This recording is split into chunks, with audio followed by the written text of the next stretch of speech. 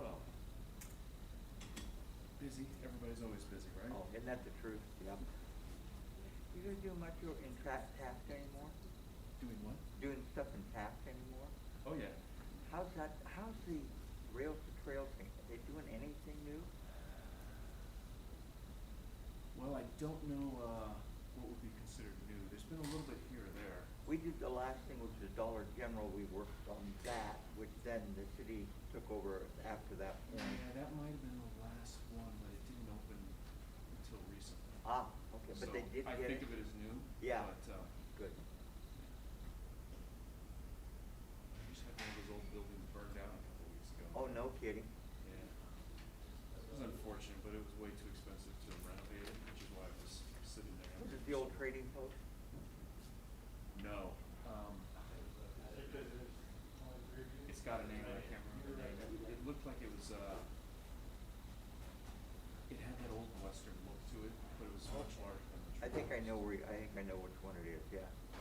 Burn Street. Oh gosh, I think that thing had to be dry timbered inside and gone. Sure. Corrugated metal to keep it warm. Yep, that's right. That's the building. Yeah.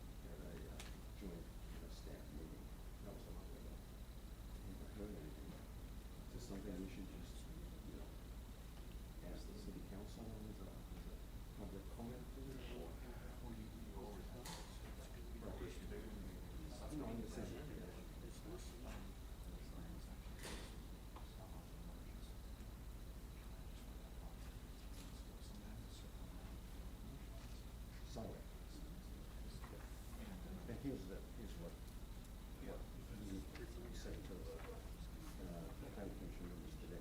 So that's my name, and I can borrow your pen, put a phone number there. And I think you help on some. It's entirely possible. It is. Thousands of people like such.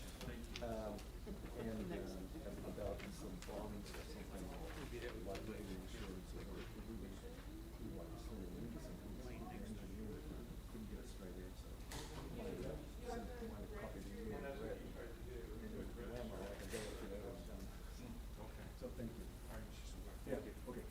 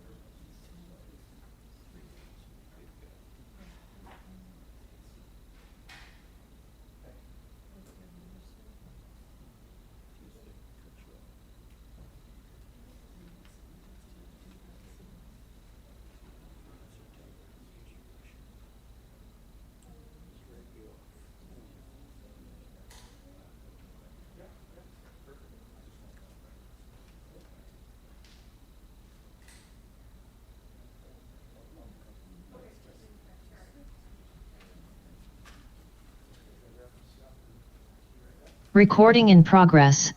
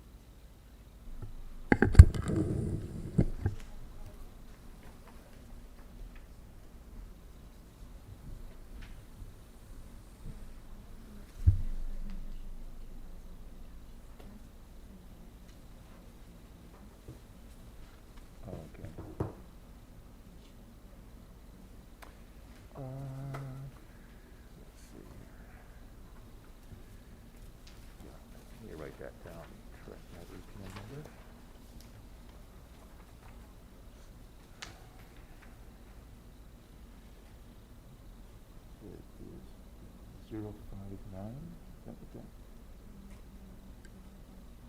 Oh, 054, okay. 050, 006, okay, good, thank you. Okay, you're welcome.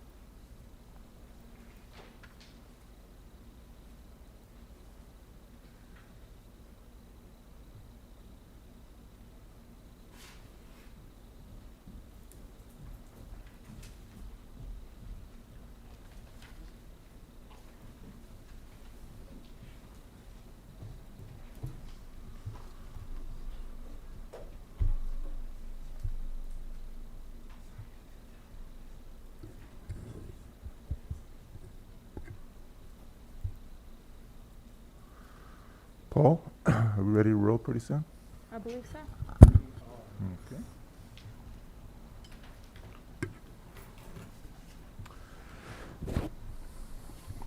I will now call this meeting to order. Good evening and welcome to the October 28th, 2021 City of Hollister Planning Commission meeting. May I have the verification of agenda posting, please? Yes, the agenda was posted outside of City Hall on Friday, October 22nd, 2021 at 8:40 a.m. Thank you, Amber. Commissioner Stevens, will you lead us into the Pledge of Allegiance, please?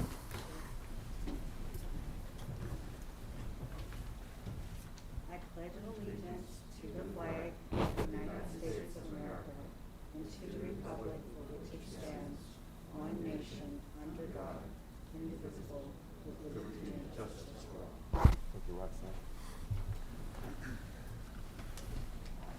Roll call, please. Yes. Commissioner Seth Munzer, Here. Commissioner Roxanne Stevens, Here. and Chairperson David Huboy. Here. Thank you. I will now ask for the approval of minutes dated August 26th, 2021 and September 23rd, 2021. You had a chance to Commissioner review the Huboy, I can only vote on the August minutes because I was not here last month, so maybe we should do We'll do separate. we'll do two separate votes. I just can't vote on last month's. And you would And- abstain. And Chairman Huboy, may I say, I also believe that Mr. Munzer needs to recuse himself on one of these items, which means that we have two sets of minutes in which it's literally impossible for us to vote on and to approve, because even when we get those other two seats filled, those individuals will not have been here for the meeting and would not be able to vote on it. So under those circumstances, those very limited circumstances, state law allows both Commissioner Stevens and Commissioner Munzer to vote on those items. Okay. Okay, I will make the motion to approve the minutes as written for April 26, 2021 and September 23rd, 2021.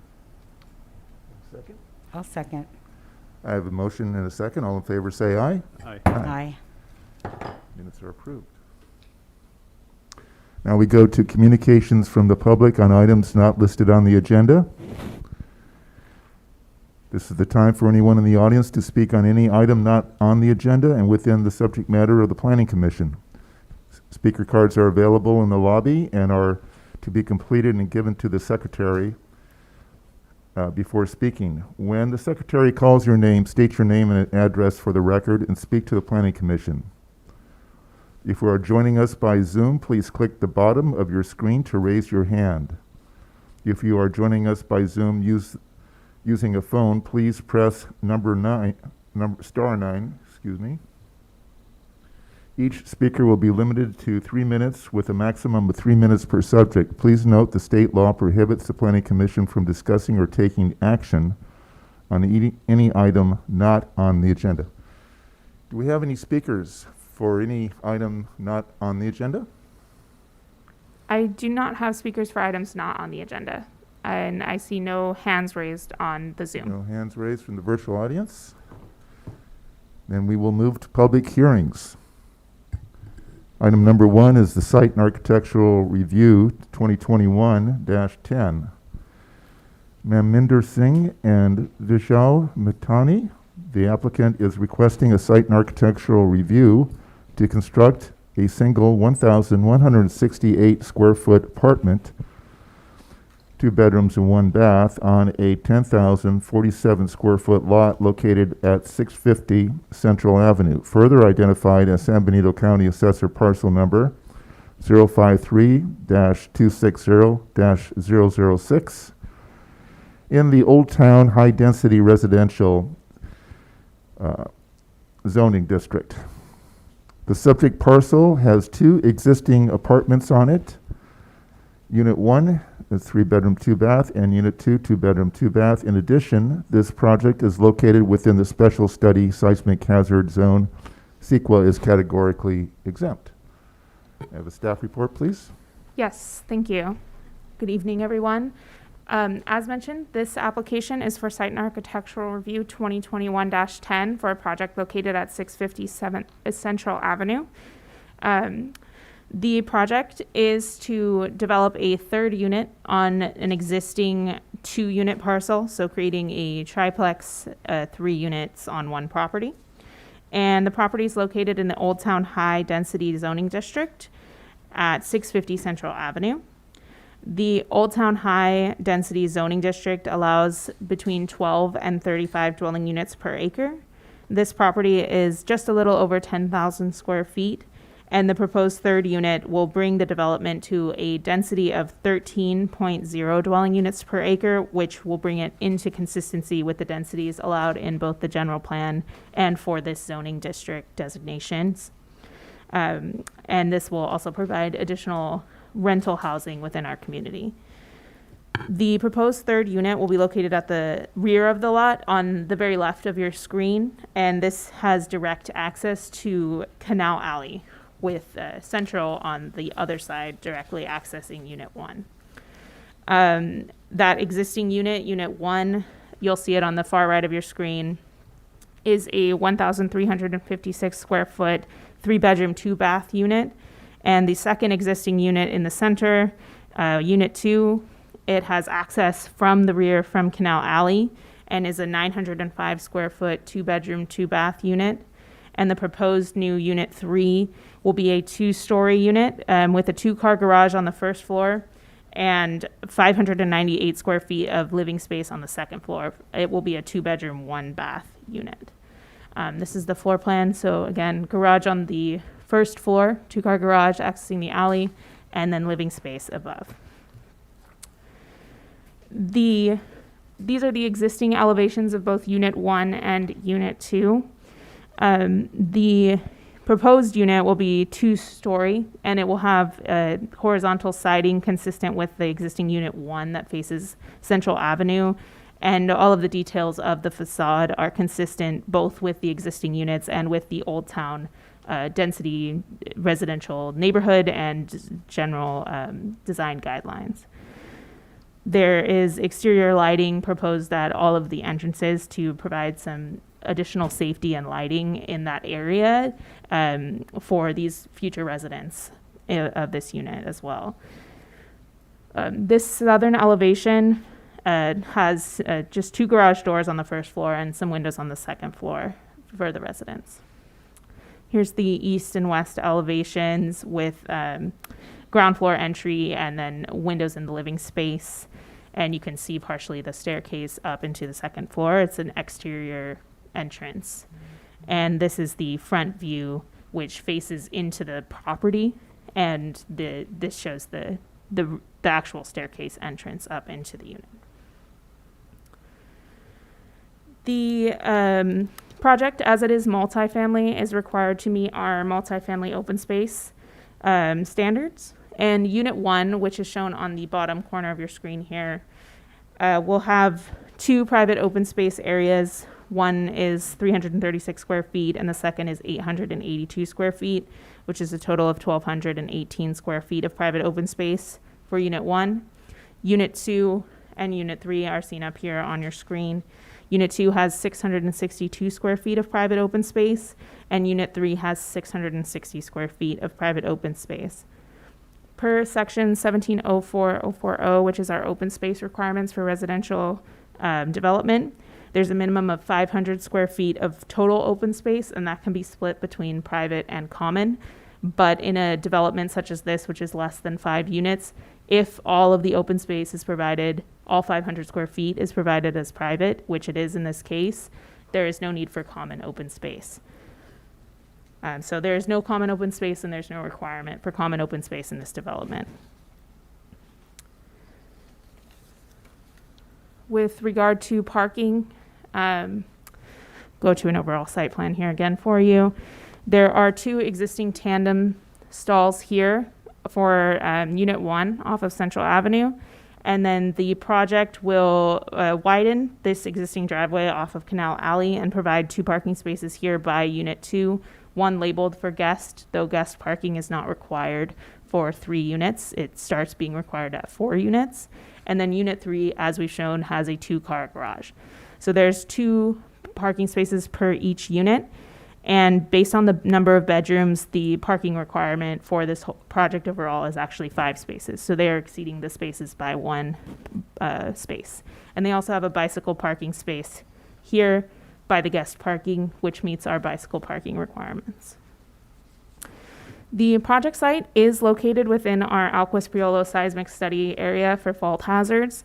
However, pursuant to the Alquist Priolo Act, the development that doesn't have more than 4 units is exempt from it's not a project per the act as long as it's less than 2 stories and is of wood framed construction. So because of that, this project isn't triggering any faults, trenching requirements or anything like that, and can proceed forward under our standard S&A process. With that, staff recommends that the Planning Commission review the applicant's request, receive written and oral testimony about the proposal, and make a motion to adopt a resolution approving the Site and Architectural Review 2021-10, subject to the findings and conditions in the draft resolution. Thank you, Eva. Any questions on the staff report? Just one question at this time. The tandem parking, so that is allowed within the municipal code?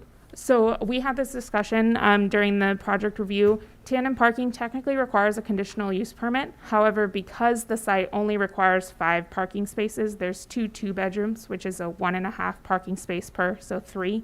And then the 3 bedroom requires a 2 parking space. So that's 5 total parking spaces. That they're meeting the 5 without counting that 6th tandem space as one of the necessary parking spaces. So no conditional use permit required as part of the approval. Okay, thank you. I will have a comment on that later. Any other questions? I will now, without any further questions, I will now open up the public hearing at 6:17. Any speaker cards on this item? No speaker cards. I have no speaker cards for people in the audience, but I do have Matthew Kelly in the Zoom audience. I'll go ahead and unmute you now. Matthew, are you representing the applicant? I am. Can you hear me okay? Yes, we can. Great. Thank you, Good evening. Eva, for your presentation and for pointing out that all the zoning requirements are met and actually exceeded by this project. I'd like to point out that the architecture is by Tammy Jackson, and the project also features landscape design by Rosemary Bridwell. We appreciate your review and look forward to your approval. I'm here if you have any questions. Thank you, Matthew. And it's always good to know that, or for you to disclose that the design professionals are local. I know both Tammy Jackson and Ms. Bridwell, and they do excellent work. Thank you. Thank you. Any questions for Matthew from the Planning Commission? Thank you, Matthew. Thank you. Any other speakers on this item, item number 1? I see no other hands raised and no one else in the audience. Thank you. Okay, without any further speakers, I will now close the public hearing at 6:18 and bring it back to the commission. I'll just begin by having a comment here is that this is a good project. You know, I like the project. Provides rental housing that's sorely needed in our community. But knowing the accessibility code and the reason why I'm kind of focusing on the parking, and I may not be exactly right on this, but what we have here is 3 dwelling units on a site. And when you have 3 dwelling units, that does apply to accessibility with the California Building Code, which means that once it goes through a plan review, that it may, for the parking, it may, they may determine that instead of that guest parking with 2 stalls, you may have to have an access aisle. And by providing an access aisle, then you'll go from 6 to 5 parking stalls. But then again, I don't want to get over technical. We don't really get into stringent code review at this level, but knowing the code and knowing that it may affect the parking, I have to bring this to the attention, your attention, that once it goes through 4-leaf plan review, and they don't distinguish in the code rental or privately owned properties, just 3 dwelling units, it may end up that they convert those 2 stalls into an accessible stall with a van accessible aisle, and then the 2 dwelling units on ground floor entrances would have to, they may have to make some modifications there, but it's not going to affect, since you do have an additional stall. That's why I was asking you about the parking. Once it does go through that review, and if they do end up going down to 5 stalls, it's still, everything else would still, in terms of the setbacks and all that, the architectural aspects would still be fine, I would think. But I would be remiss if I did not bring that to your attention, that it may be a slight change once it goes through that review. Any other comments? No, I have no other Okay. comments to make. What is the pleasure of the Planning Commission on item number 1? So we have a site and architectural review on the table here. I'll go ahead and make a motion to adopt a resolution approving site and architectural review 2110, subject to the findings and conditions contained in the draft resolution. I'll second it. Any further discussion? I have a motion and a second. All in favor say aye. Aye. Site and architectural review for item number 1 has been approved. Congratulations. Congratulations. And I'll just note for the record that that will be resolution 2021-29. Thank you, Eva. Thank you. We go to item number 2, conditional use permit 2021-7, Wine Bond California LLC. The applicant is requesting approval of a conditional use permit for Crave Wine Company to operate a wine bar and retail shop in a plus or minus 1,675 square feet existing ground floor commercial space at 616 San Benito Street, further identified as San Benito County Assessor Parcel Number 054-050-006. Did I get that right? Okay. Located in the downtown mixed-use zoning district. The applicant anticipates operating under 2 types of ABC licenses. License 20 for off-premises and license 42 for on-premises wine and beer only, no liquor. The business will not be preparing food, but will offer snacks and other food items for purchase from a licensed commercial kitchen for resale. The hours of operation will be from 11 a.m. to 6 p.m. Sunday through Thursday, and 11 a.m. to 7 p.m. Friday and Saturday. CEQA is categorically exempt. Thank Amber? you. You're welcome. As mentioned, the applicant is requesting approval of conditional use permit to operate Crave Wine Company, a wine bar and retail shop in an approximately 1,675 square foot existing ground floor commercial space at 616 San Benito Street, which is located in the downtown mixed-use zoning district. The mission of the Crave Wine Company is to sell and showcase wines from across California and the globe. Their subsequent goal will be to highlight the many wines that are grown and produced locally in San Benito County. The business will be offering wine tastings and by-the-glass purchases. In addition, the applicant has indicated that they will be pursuing 3 different channels of retail sales: walk-in purchases, a wine club, and online sales. The latter 2 channels will be fulfilled principally at an off-site warehouse. Overall, the full concept would operate like a winery and a tasting and retail room. The applicant anticipates operating under 2 types of ABC licenses: License 20 for off-premises and License 42 for on-premises sales of wine and beer, no liquor. The business will offer snacks and other foods like cheese and charcuterie boards for purchases from a licensed commercial kitchen for resale. They anticipate their hours of operation to be from 11 a.m. to 6 p.m. Sunday through Thursday, and 11 a.m. to 7 p.m. Friday and Saturday. No architectural changes will be made to the building. The applicant has indicated that they will be making the following tenant improvements. They intend to add a partition wall for an office storage space that will be approximately 295 square feet. The second will be adding an ADA compliant ramp to access the ADA compliant bathroom, which has recently been upgraded by K&S Properties under a different permit. And 3, they'll be doing cosmetic upgrades, addressing the ceiling, floors, paint, retail racking system, and a bar and back bar. Some of the cosmetic changes could create minor electrical changes, such as things dealing with light fixtures, and they will also be addressing plumbing, adding a water line for a commercial dishwasher that will accommodate wine glasses.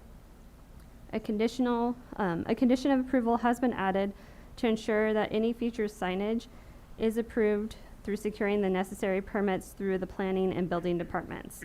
The project is located within the downtown historic district, and it's also located in the downtown parking assessment district, and therefore does not have to meet any specific on-site parking. The applicants are requesting approval of a conditional use permit as it is required of the Hollister Municipal Code Section 17.22.070 alcohol uses. Under this section of the zoning code, the off-site and on-site sale of alcohol is permitted. It is a permitted use subject to a conditional permit. An exception to this code applies to the on-site alcohol sale at a restaurant with an on-site dining that has a bar area that does not exceed 30% of the gross floor of the premises. For the purpose of the exception, a restaurant must have a kitchen facility that is approved for the preparation, cooking, and serving of food to customers for compensation. Crave Wine Company is required to obtain a conditional use permit because their facility is not able to meet this exception. As previously indicated, the business will not be preparing food on site, but will be offering snacks and other food items for purchase from a licensed commercial kitchen for resale. As a part of the conditional use permit process, the applicant has applied for a Type 42 license with the Alcohol Beverage Control, ABC, to authorize the sale and on-site consumption of wine. The ABC has issued an ABC 245 form to the city, which is distributed when the agency finds that there's an undue concentration of alcohol outlets. Pursuant to the Business and Professions Code 23958.4a, undue concentration means a case in which the applicant premises for an original or premises to premises transfer of any wine licenses located in an area where any of the following conditions exist. 1, the applicant premises are located in a crime reporting district that has 20% greater number of reported crimes as defined in Subdivision C than the average number of reported crimes as determined formal crime reporting districts within the jurisdiction of the law enforcement agency. 2, as to on-site retail license applications, the ratio of an on-sale retail licenses to population in the census tract or census division which the applicant premises are located exceeds the ratio of on-site sale licenses to population in the county in which the premises are located. And 3, as to off-site retail license applications, the ratio of off-site sale licenses to population in the census or in the census division which the applicant premises is located exceeds the ratio of off-sale retail licenses to population in the county in which the applicant premises are located.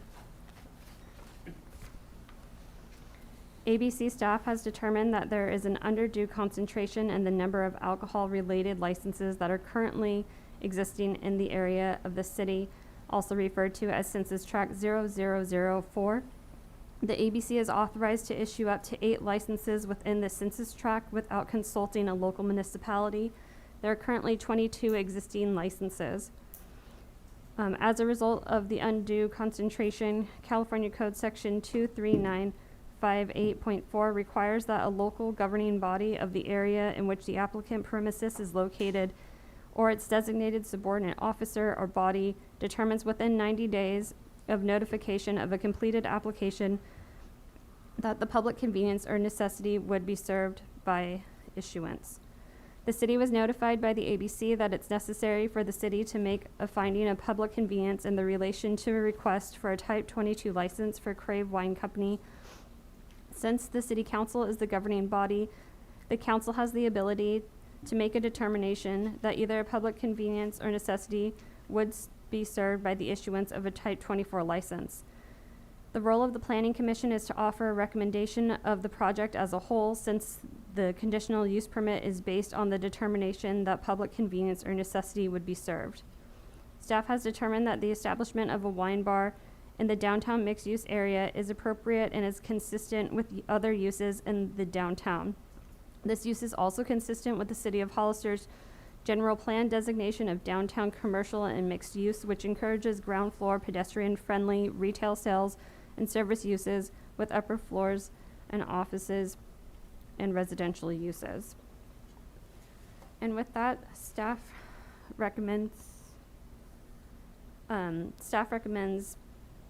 the Planning Commission review the applicant's request, receive all written and oral testimony regarding the proposal.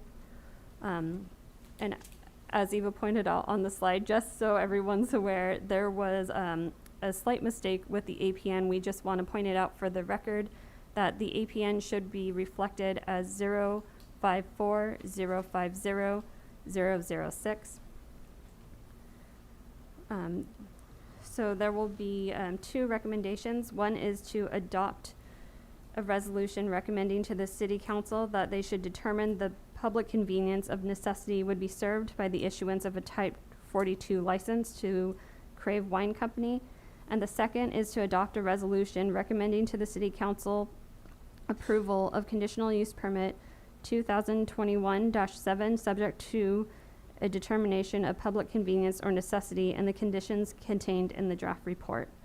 Are there any questions for staff? Thank you, Amber. Any questions on the staff report? Yeah, if staff can go over license 20 and kind of the parameters on that for the offsite. Does that allow a consumer to purchase a bottle of wine, take it home, or to purchase a glass of wine and have it in the parquet outside? So not claiming to be an expert, but on-site would be if they're consuming it on-site, and then off-site, I would imagine in this case, is that they can purchase bottles of wine to take home. So the applicant would probably know more but that would be my understanding of the ABC license for on-site versus off-site. Okay, thank you.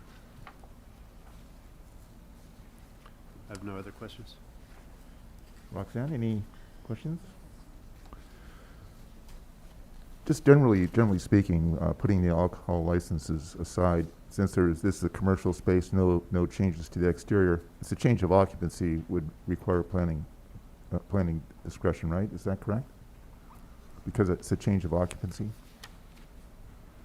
It's the alcohol use itself requires a conditional use permit. But let's say there was no change, the previous occupancy, like was retail and another retail was to be the new tenant, it would not be subject to the purview of the planning commission. Correct. Yeah. If Okay. it was just a permitted by right use, like retail or food, like a restaurant or something, the planning commission would have no say. The alcohol use in the city of Hollister, if it's affiliated with a restaurant meeting that exception that Amber talked about, it doesn't require a CUP. So that's what most of our licenses, especially in the downtown, are. They have food affiliated with the alcohol use, so it's a restaurant, and we have that exception from the CUP. However, this one would require a CUP approval, and so you would be seeing it regardless, but because of this undue concentration that the ABC has determined, it needs to get that also public convenience or necessity determination, and so Okay. that's why it will go also to the city council. Thank you. Okay, we'll go into the public hearing now. Open up the public hearing at 6:32. Any speaker cards on this item? Do you not have any speaker cards? Let me check. Anyone in the audience care to speak on item number 2? Anyone in the virtual audience? I do not see anyone in the virtual audience. Okay, I'll close the public hearing at 6:33. Bring it to the planning commission. I'm little surprised of the proliferation of alcohol licenses within our city, but when we look at this in terms of a convenience or necessity, I look at this, of course, as a more of a convenience than necessity. But I think that looking at the context within this tenant improvement project and considering the alcohol licenses, I think it goes along with what's happening in our downtown, with being more festive, and there's a lot of more activity there, and I think this would be, in my view, appropriate. Any other comments? Yeah, I agree. I mean, I like the part where they want to highlight local wines, so I really hope that happens. I think that's a good thing, especially as, we're working towards attracting visitors to our local wineries. So I think that's a plus. So I'd like that as an addition. That's a very good point. I saw that too. When you're promoting our local wineries, which we have some outstanding wineries, that's a big plus in my view. That's right, and I agree. Yeah. Okay, any other comments on this? What is the pleasure of the commission on item number 2? I'll make a motion to adopt a resolution recommending to the city council that they should determine the public convenience and necessity would be served by the issuance of type 42 license to Crave Wine Company. I'll Our PC second. resolution is It's going to be 2021-30. Any further discussion? I have a motion and a second. All in favor say aye. Aye. Aye. That motion is approved.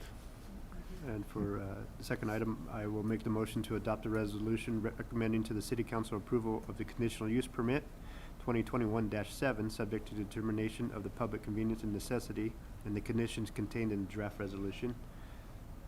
PC 31? Correct. 2021-31? Yes. I'll second. Further discussion? I have a motion and a second. All in favor say aye. Aye. Aye. Item number 2 is approved. Congratulations.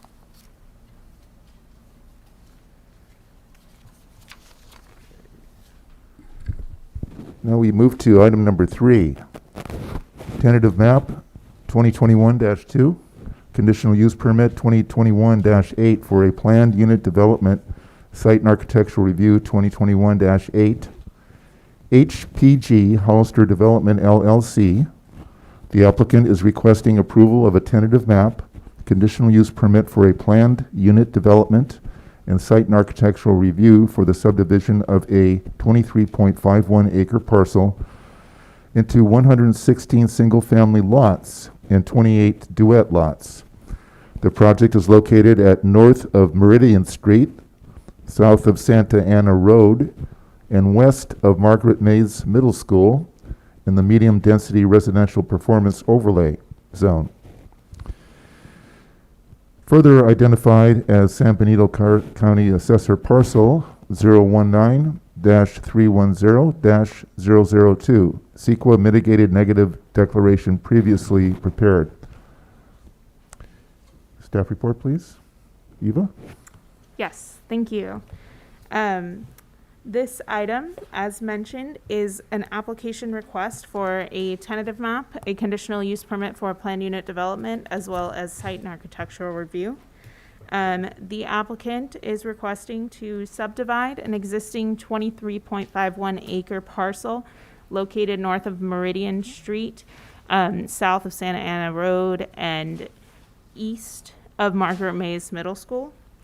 They're dividing this parcel into 116 lots for single-family detached development and 28 lots for duets, so single-family attached units.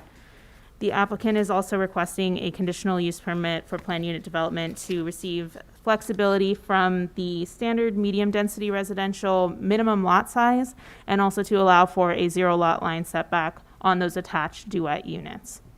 In addition, for the duet units, the applicant is requesting site and architectural review by the Planning Commission. This project site is located within the medium-density residential performance overlay zoning district, the R3 MPZ, and it is currently being called Avalon Village, the Avalon Village subdivision. This site, the tentative map site, is located on a currently vacant parcel with the exception of a small existing shed, which is proposed to be demolished as part of the development. And there'll be, again, a total of 144 residential lots with 116 detached and 28 duets. There's also an additional dedication of a just over 2 acre parcel, parcel A, which you see here in the northeast corner of your map, the bottom right corner of our screen. North is facing to the right. And there will also be a parcel in the opposite corner being dedicated to Margaret Mays Middle School to help alleviate some traffic to extend their parking lot.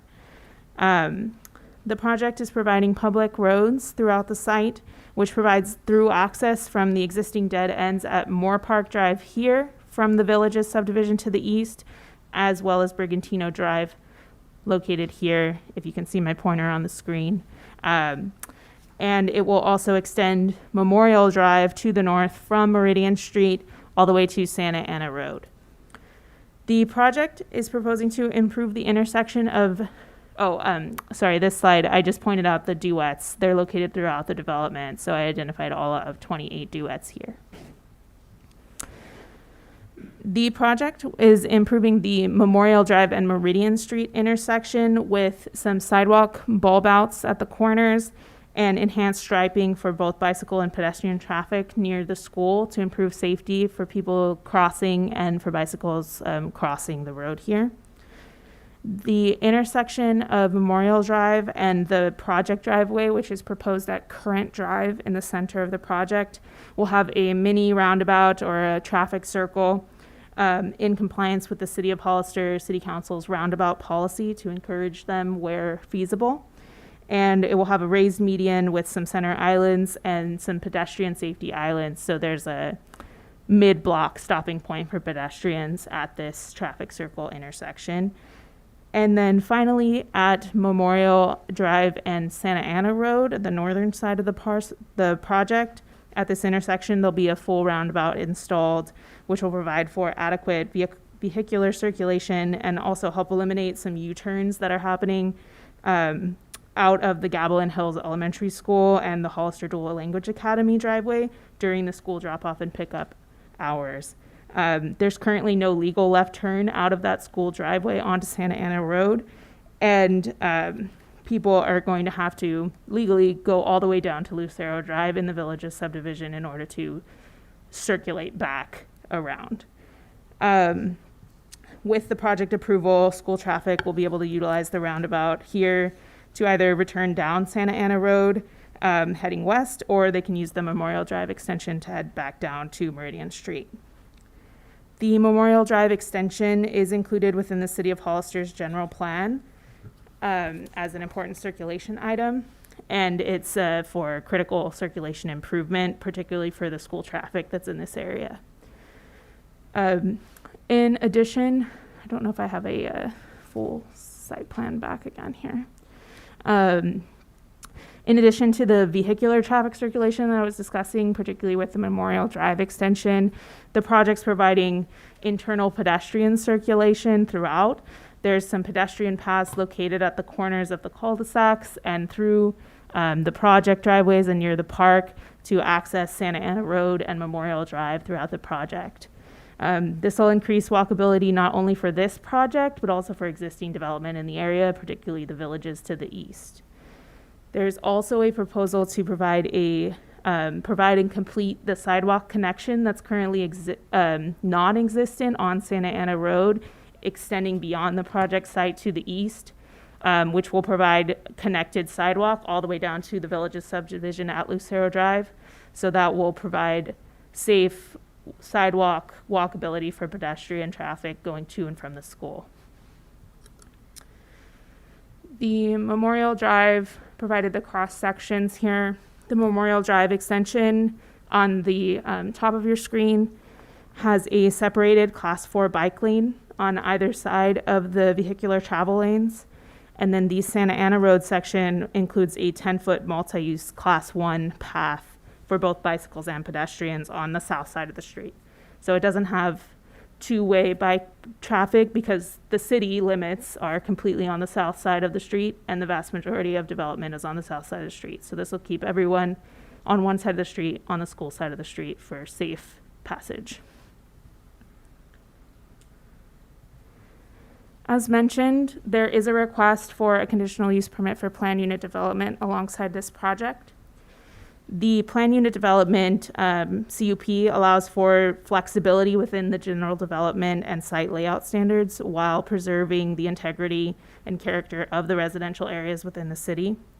It encourages innovation and development of affordable housing or housing that's more affordable in design compared to standard market rate homes. And it ensures consistency with our general plan. For example, the minimum lot sizes in our medium density residential zoning district are 5,000 square feet for a single unit, 6,800 square feet for a duplex, so 2 units, and 10,000 square feet for 3 units. This project site is within our performance overlay zoning district, which allows the approval of a CUP for PUD to create variation and allow unique housing developments. The project proposes a mix of single-family detached and attached housing, and will also have 3 lots available for construction, custom construction. The applicant's requesting just 2 variations from our standard R3 zoning with this CUP. One is for allowing a 0 lot line for those shared duets, so allowing that type of attached housing. And then the second would be a variation to allow a 3,066 square foot minimum lot size versus that 5,000 square feet that's standard R3 zoning. And the 3,066 is for the smallest duet lots. And the range in sizes across the subdivision is 3,400, just over 3,400 for the smallest single family detached, all the way up to 6,818 square feet. And so this request that for the CUP is in compliance with our section 1714-010, which is for our residential performance overlay zoning district. That section allows a reduction with a CUP to a minimum of 2,500 square feet, so less than what they're requesting here. The overall density of the development is about 9.8 dwelling units per net acre, which is consistent with the R3 MPZ zoning district, which allows between 8 to 12. With those two exceptions, the applicant's proposing to be consistent with all our other regulations for setback and lot coverage in the R3 standard zoning district. Moving on to our site and architectural review, here's a conceptual street scene rendering. As you saw on the overall site layout earlier, the duets are designed to blend in throughout the development. And so because they are attached housing units, they do require site and architectural review by the Planning Commission for consideration. The duets, the applicant also provided single-family architecture, but that's just for your information. The Planning Commission doesn't actually have any authority under our code. Those will be reviewed and approved with our building permit submittal process. There are two proposed elevations and one set of floor plans for each of the duets. The plan 1, which is on the left of the screen for the duets, has a 2-car garage, half bath, a kitchen, and a great room area on the first floor, and 3 bedrooms, 2 bathrooms, and a laundry room on the second floor. And then plan 2, and we're looking at the first floor here. Plan 2 on the right has a 2-car garage, half bath, kitchen, dining, and great room on the first floor, and then also 3 bedrooms, 2 bathrooms, and a laundry room on the second floor. The two plans, as you can see, they share only a wall. Oh, watch is talking to me. Oh. They share only a wall in the garage on the first floor, and then the living space on the ground floor as well is separated by 5 feet to the shared property line. And the second floor of each unit is also separated and doesn't share any walls. This is the Spanish elevation of the duets. It has the entry to plan 1 on the left with the garages connected in the middle, and the entry to plan 2 is on the right. And then this is our cottage elevation. So 2 different elevations, but the same floor plan for both of the proposed duets. This, as I mentioned, these are our single-family proposed floor plans and elevations. Just going through here, we have Spanish, cottage, and craftsman architecture for several different floor plans.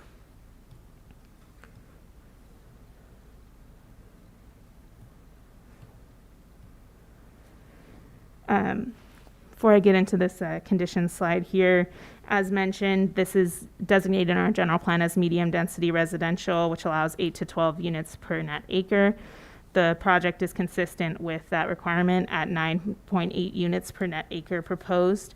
The general plan also includes that extension of Memorial Drive as part of the circulation element, and this project provides much needed that extension, which will greatly increase the traffic circulation in the area, which is largely caused by the proximity to the schools, especially at drop-off and pickup time for the 3 different schools in the area. There is not a lot of option for circulation, so Memorial Drive will help to alleviate a lot of that traffic congestion.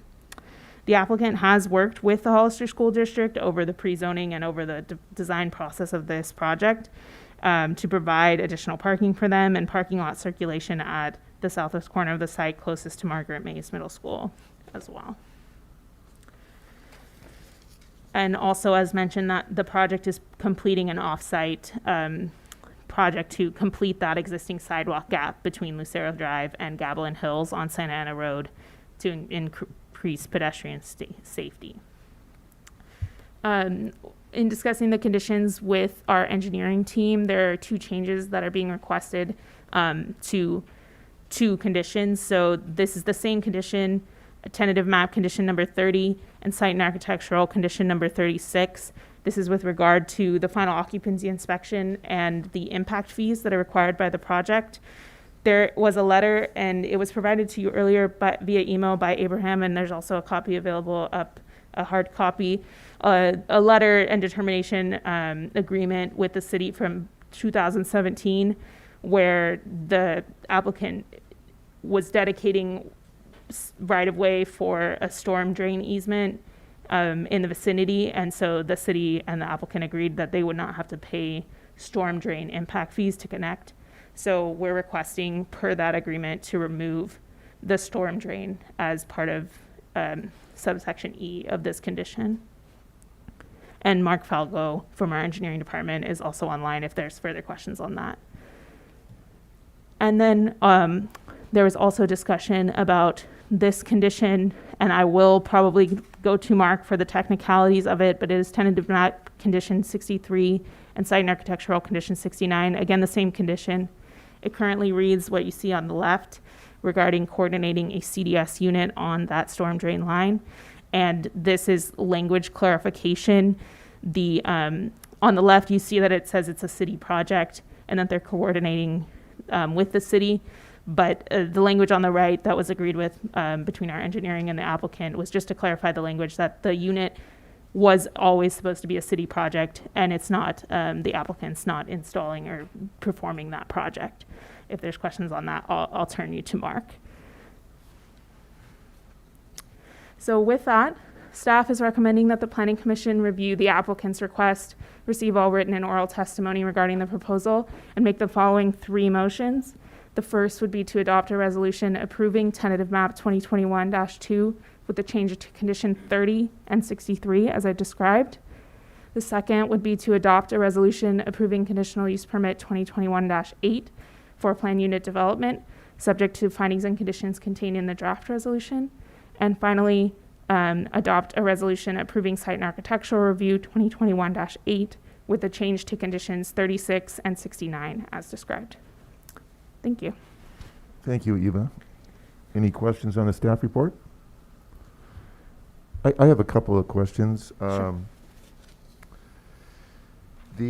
Has there been any conversation about, I think we have community facility district funding mechanisms for maintenance such as HOA or anything of that nature? Yes, so the project, as with all our residential projects, is conditioned to go both be annexed into CFD4, which is for public facilities, streets, sidewalks, parks, landscaping, lighting, and they will have to privately maintain storm facilities with some kind of HOA or other agreement with the properties. And then CFD5 is for our police and fire services, and they will be annexed into that as part of the project conditions of approval as well. And that includes the parcel A park? Yes, so the parcel A will be dedicated to the city and maintained by the city, but it will be part of the CFDs, so the property taxing district, to cover the cost of that maintenance. And in summary, all the infrastructure, the Memorial Lane extension, the drives, the sidewalks, the roundabouts, all will be paid by the applicant, is that correct? The maintenance or no, the installation? As I understand, yes. The applicant will install. Yeah. They will install all that? Yes. Okay.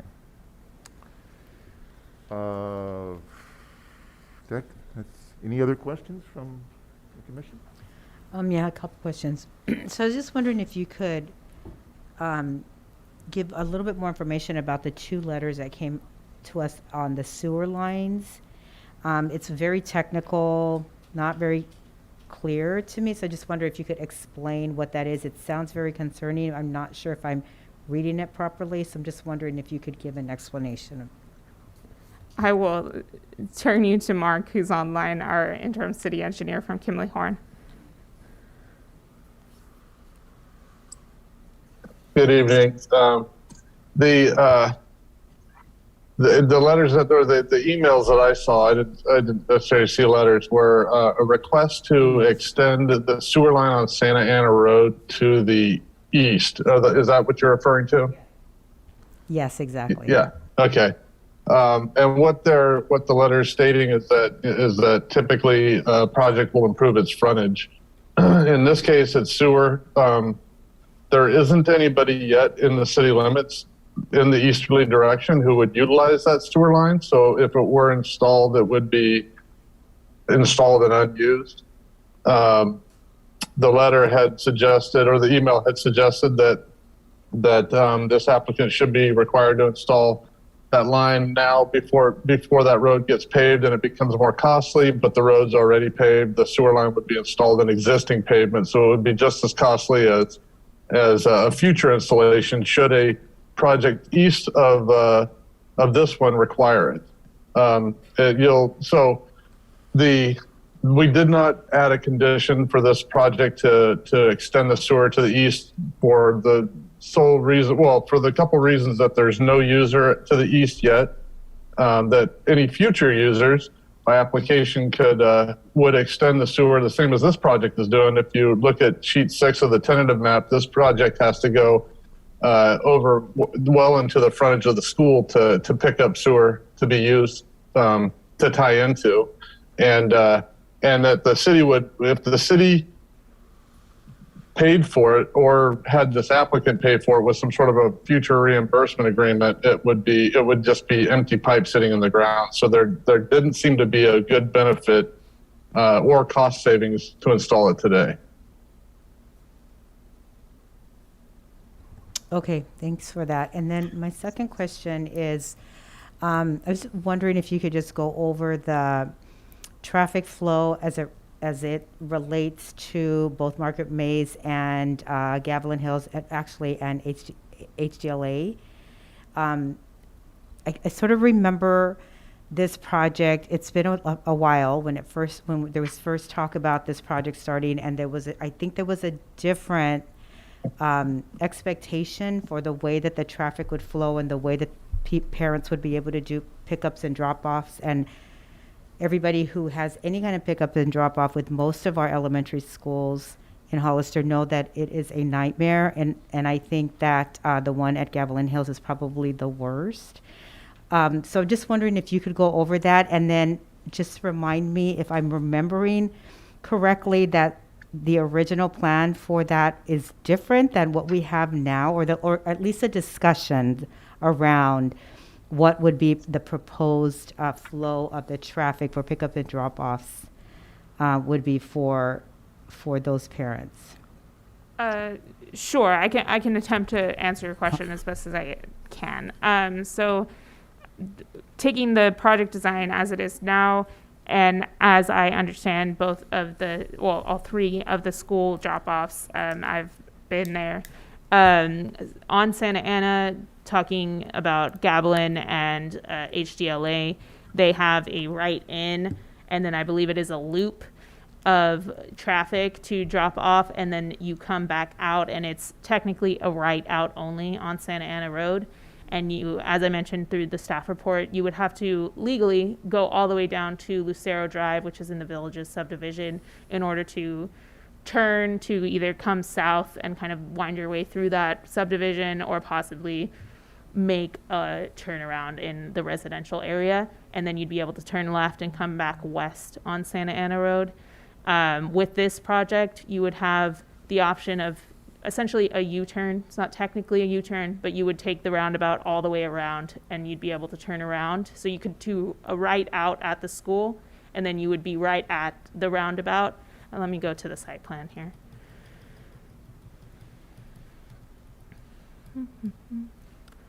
So the schools are here, and you can actually see the school driveway, the closest one here. So normally you would have to take a right and come all the way down Santa Ana, beyond the project, down here to Lucero Drive, where you could turn around and come back. With the roundabout installation for the north schools, you'd be able to come here, and you could take the roundabout right around and come back and head west. Or you could also come down Memorial south to Meridian, or continue south this way. So it would provide through circulation this way, and also the opportunity to turn around at the roundabout.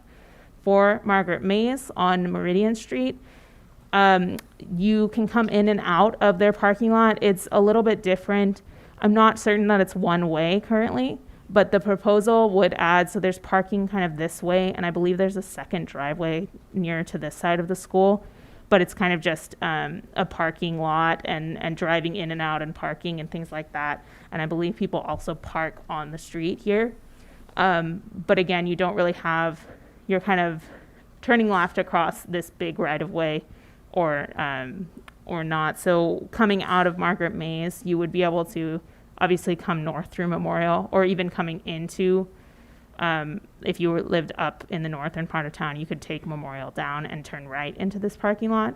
But the applicant's also dedicating this parcel for the parking lot circulation, so it would be a one-way loop here. Actually, it loops this way and then around, and it would just provide more parking spaces and also just an option to loop and drop off to help kind of alleviate congestion in this parking space area. As far as the previous project proposal, there was a very original map during the pre-zone process, but it has always looked very similar to this one. The major changes from that original design that we were talking about in the preliminary pre-zone process is the addition of the traffic circle and the roundabout. There was four-way stop and two-way stop and traffic light controls being presented at that time, but the city has since adopted that roundabout policy. So staff and the applicant have been working together to come up with roundabout designs and kind of continuous flow options. But for school circulation, this has always been kind of basic shape of the map. And the back, so the top part of that map, which is kind of like, I don't know The if that's west. like the back of the Yeah. of the project, and then it's like what goes up to the school. Right. Will that be a walkway? Will that be fenced? What will be right? What's the barrier there, or will there be a walkway? What will that be? So there won't be a walkway. It will just be rear property line, kind of standard residential fencing, good neighbor fencing. There will be walkways at the edge of the cul-de-sac. So instead of, if you lived, for example, here, you wouldn't have to walk all the way down here and come out to Memorial. There's a cut through here, so you could head this way on the sidewalk. And then same thing on this side. You can cut through at the cul-de-sac for pedestrians. And then obviously we have all the crosswalk installation at each of the intersections. And then we also have a pedestrian cut through near the park here for this side, so you don't have to come down into Memorial. And then there's also this sidewalk easement / driveway here, so you can access Memorial from this edge. And then is there one? I don't believe there's one through to Meridian on this side of the project, but. So will that back thing just be the back of the houses, a fence line? What's back there? I mean, what would? Yes, it would It's just be just fences. fence? Yes. So when the kids are there and they're looking that way, they're just going to see a fence along that border? Yes. I mean, they won't see the houses, they'll just see the fence line right there. But there will y- not be a place to walk or anything, there's just going to be, Right. Yes. okay.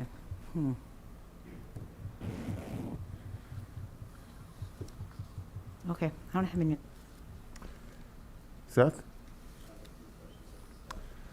Okay, and I have no further questions. We will open up the public hearing now at 7:05. Any speaker cards on this item?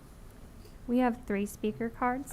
Before we do speaker cards, we have received several comment letters, as well as one that we just received just short of this meeting via email from, a Miss Carla Torres de Luna. So Amber is passing out that email that we received regarding the project, and so reading that into the record as received. And then we've also received a letter from the property owner, Steve Rosati, which you should have a copy. It has yellow highlights. Do you have this one? We got that tonight during the meeting.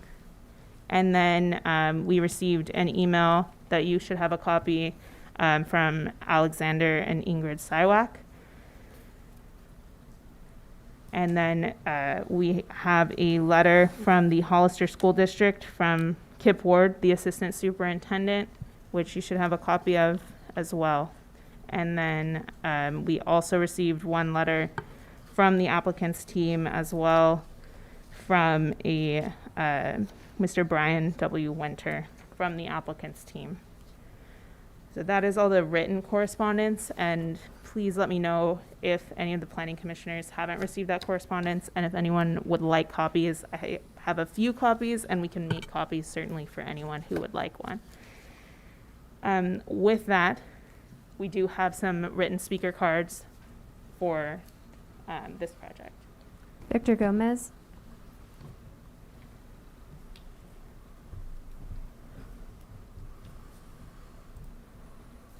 Jason. Honorable Chair, members of the Commission, thank you very much for your time. Victor Gomez here representing the developer and property owners. First of all, I want to thank all three of you. All three of you participated in the MND and part of the pre-zone for annexation, as Roxanne remembered as well. And so we're happy to have at least some continuity there with the same commission and working with you. When we came here for pre-zone for annexation, one of the commitments, it was a unanimous vote, and one of the commitments from, one of the requests from Commissioner Stevens was for us to work with the Hollister School District. The good thing is that at that time, Carla Torres Luna, who's a trustee there, worked with us directly through Lisa, eventually Diego, and now Erica and Kip, to constantly work with them. We worked with the Hollister School District pretty closely for a number of years. But the reason we are looking at complete streets or sidewalks to Lucero, the reason we have that roundabout and that safety component, the upgrades to Meridian and Memorial, and the dedication of property was really because of you, Roxanne. So thank you for encouraging us to work with the school district and come up with a plan. I think that works for everybody. So as you saw in that letter that the Hollister School District sent, they're pleased with this agreement. The only thing that came up recently was a conversation I had with Carla earlier today. That's in that email that she sent to you. To Roxanne's points regarding the fencing, obviously, we looked at certain components of that in the past.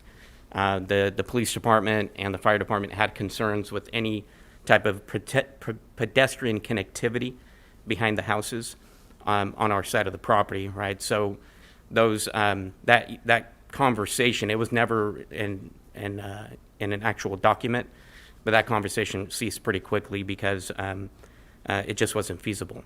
But I do want to follow up with you quickly and let you know that about 20 minutes before the meeting started, I did connect with Carla, talking to her on behalf of the school district, and I do have a plan to address some pedestrian connectivity on their property.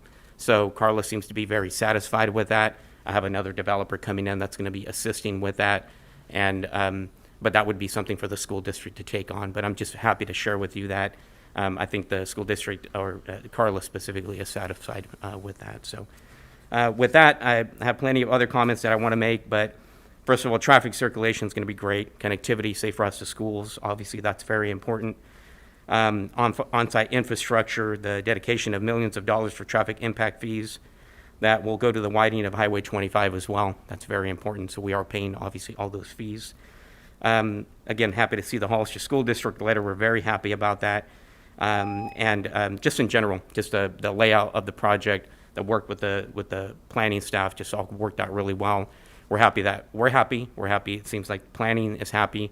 We're happy that the school district is happy as well. So this, really the collaboration, I think that started with you folks 3 years ago, plus years ago. Steve's probably more like 40 years ago, but has worked out really good. And I think that's why we're here today with, I think, a really good project that all of you could support.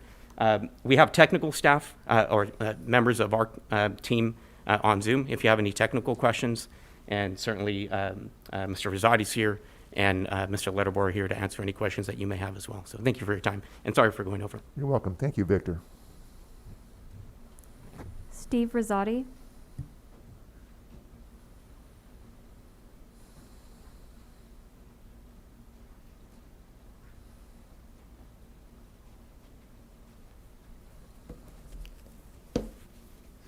Good evening. Thank you for the opportunity to provide some information tonight. I'm Stephen Rosati, property owner, family representative. I'm requesting that the Planning Commission provide continued support and approval tonight for the project by approving the site and architectural review, the conditional use permit, and vesting tentative map.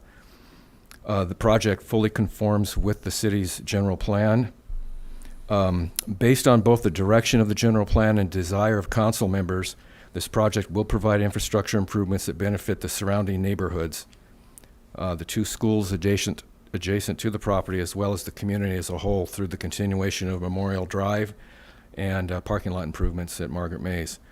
The property also provided way back in 1992 infrastructure improvements through its participation in the Meridian Street District, and the property has been vacant ever since. So that was kind of a benefit that the city got, way back when the property didn't provide any impacts at all. I'd just like to provide a few significant features from the general plan. The project is classic infill. It's desired by the general plan, and it's surrounded on three sides by established growth. The project is actually identified as a priority infill property by the general plan. The project will provide the much-needed community-supported extension of Memorial. It's already been stated, voluntarily offering to expand the parking lot for Margaret Mays School, which is a big help to them as well. Most importantly, on August 22nd of 2019, by a 4-0 vote, the Planning Commission supported the initial study, traffic study, mitigated negative declaration, and recommended approval to the city for annexation. No city council members or staff produced any specific adverse health or safety impacts upon the public, health, and safety or overriding considerations for annexation. And I think that's fairly significant as well. Traffic study determined the project's impacts are less than significant with no mitigation required. The negative declaration stated the same. Those studies were conducted for 240 units, and it's only at 144 units, so the impacts are going to be much less. It also provides two entrances to the neighboring homes on the east side of the project, both for ingress and egress and for emergency that doesn't exist today. The Memorial Drive extension will also serve as a traffic calming mechanism, which is desired by the city through the roundabouts and design. So we think it's a good project for the community. It not only provides infrastructure for the project, but goes beyond that for benefits to the community that the general plan was asking for, that was followed. So we greatly appreciate your support by continuing and voting yes. Thank you. Thank you, Steve. Alex Sidewalk.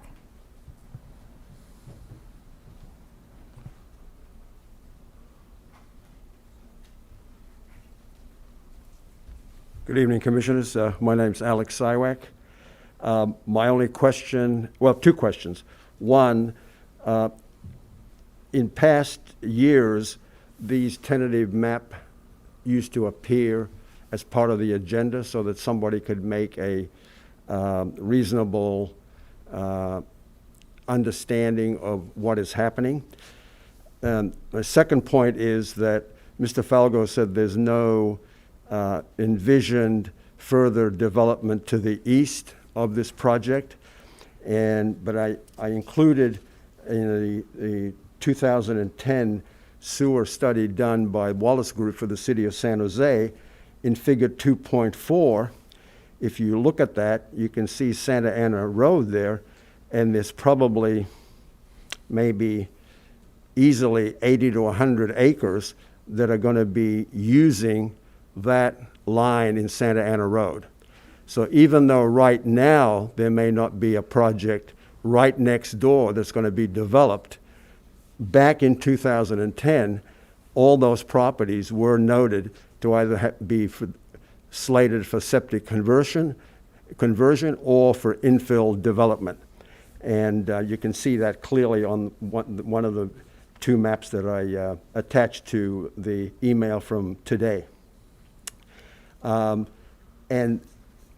it seems that when the Brigantino parcel was developed, for some reason, as in this case with the sewer extension, their frontage wasn't improved.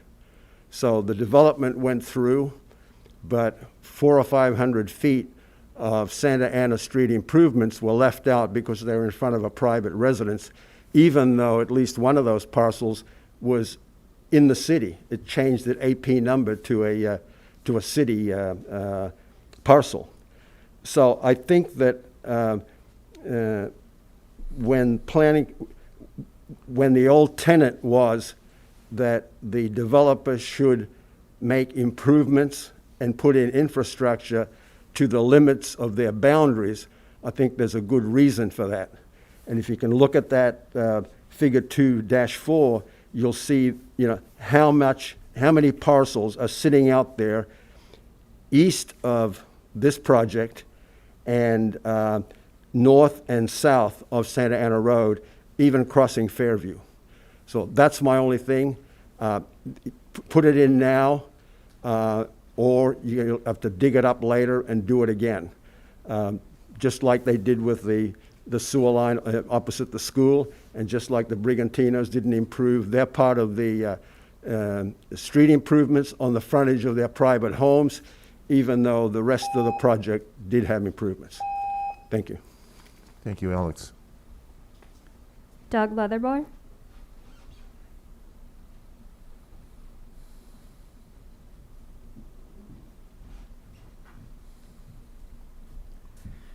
Thank you. Mr. Chairman, members of the Commission, Doug Lettibor, representing HPG Hollister Development LLC. I just wanted to take a moment to thank you for hearing the matter. We've been at this project for almost 4 years now, I think. And to Commissioner Stevens' comments, there were some changes along the way, but I want to make sure I give credit where credit is due. Most of the comments and the improvements were by way of comments from planning, engineering, the school district, and members of the community. And a few of these changes that occurred from our conceptual plans were, number one, the addition of the multifamily homes. We had single-family homes throughout initially. The sidewalk connection that we've talked about to the east of the project, for some reason was not put in by the villages, but we are volunteering to do that. And I also want to thank Mr. Brigantino for cooperating with us for this sidewalk extension. And one item that I do want to just mention that I'm sure we can work out during the improvement plan process, but east of his driveway, I think we probably should have no parking signs there. But that's something we can work on later. The roundabouts, obviously that was voted on by the city, desired by the city. We hired an engineer that we think is the best out of Sacramento region, Rick Engineering.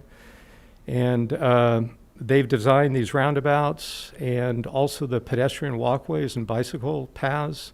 If you look at the cross section for Memorial, I think we've got 17 feet from curb to the edge of sidewalk. So there's a big cushion there to where you won't have children walking close to vehicles.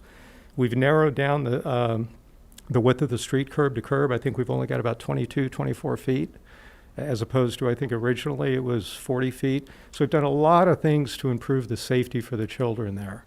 We've tried really hard to do that, and we've coordinated that with the school district. The parking lot, obviously, Victor was instrumental in working with the school district on that. And as far as the design goes, we are very flexible. We're going to continue to work with the school district to see if that's more of a parking lot or a drop-off, but we're going to be dedicating it and fully improving it. The park size, we increased. And in order to really comply with the general plan, we do have some lot sizes that are a little bit smaller than your zoning. But I think with the width of the street, the parking, the park site, I think overall it's a nice plan. Two other components, the city didn't want sound walls, or at least we had heard this, so we removed all the sound walls. Let me see, Ms. Stevens, you had talked about a pathway between the houses and the school. The police department kind of shut that down early on in the process. They didn't want an alleyway back there. So I think that's about it. My time's up. But again, thank you very much for your time. And we would certainly appreciate your support here. Thank you. Thank you, Doug.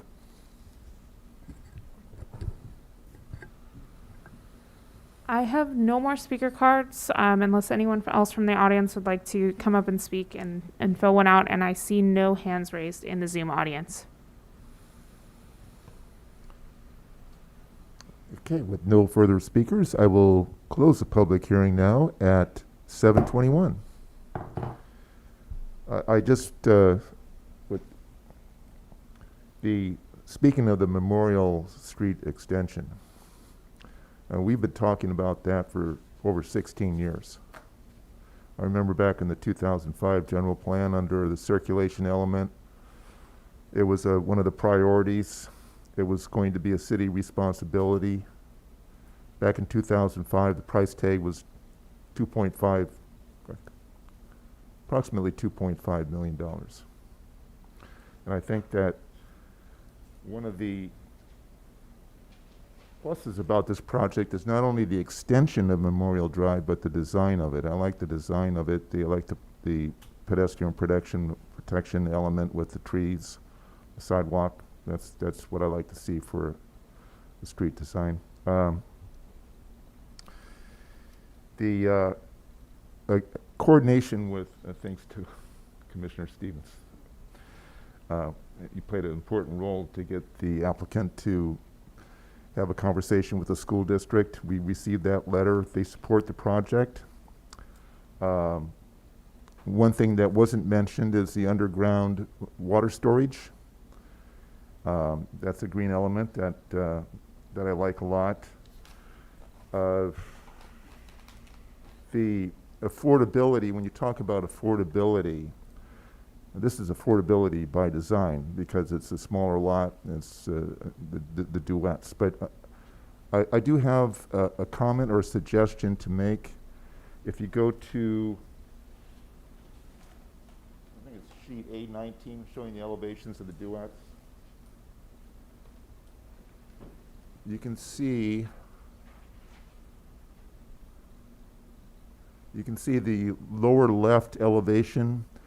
All those duets along those western edge there face west. You see that's where you got a predominant amount of glazing there. Those units are going to heat up during the summer months with a lower incline of sun.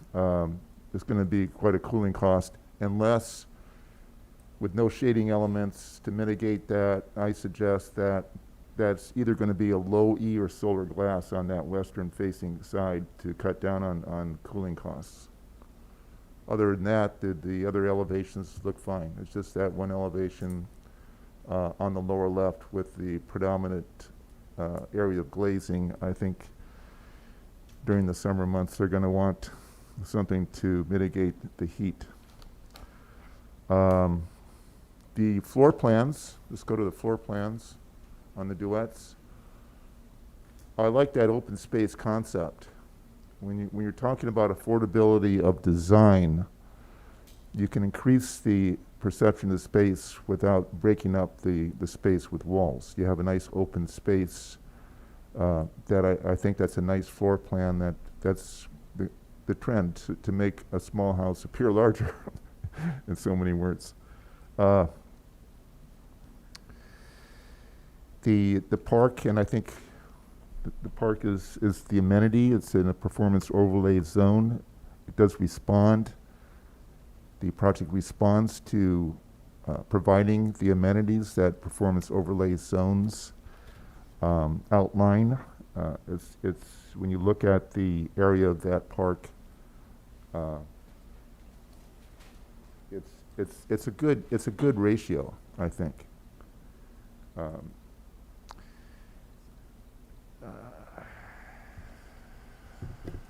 So I think, and again, it's basically, the first thing we look at is compliance with the general plan. It does comply with the medium density general plan, and the applicant was showing good faith and providing more different, a variety of housing types. And initially it was all single family detached, and now we're going towards, in fact, I think with the new general plan, you're going to have an inclusionary affordability component that's coming down the line here.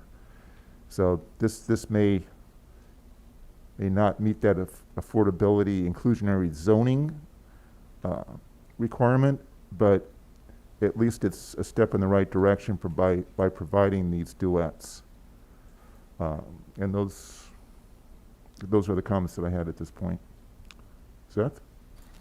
I just want to make a comment. It's nice to see that the the applicant worked with the school district in those improvements, and also to see the letter from the school in support of the project.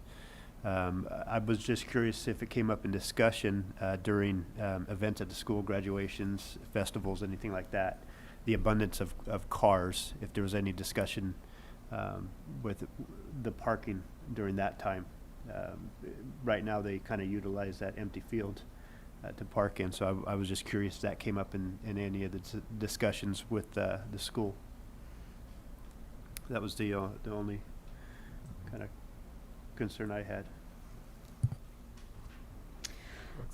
Yes, I have a few comments. So I feel like this is like this project for me is filled with a bunch of dilemmas, because I like the infrastructure improvements, the streets. I'm glad that there's going to be a way to get through, Memorial all the way to Santa Ana. I mean, it's been a long time coming, and it does look really nice.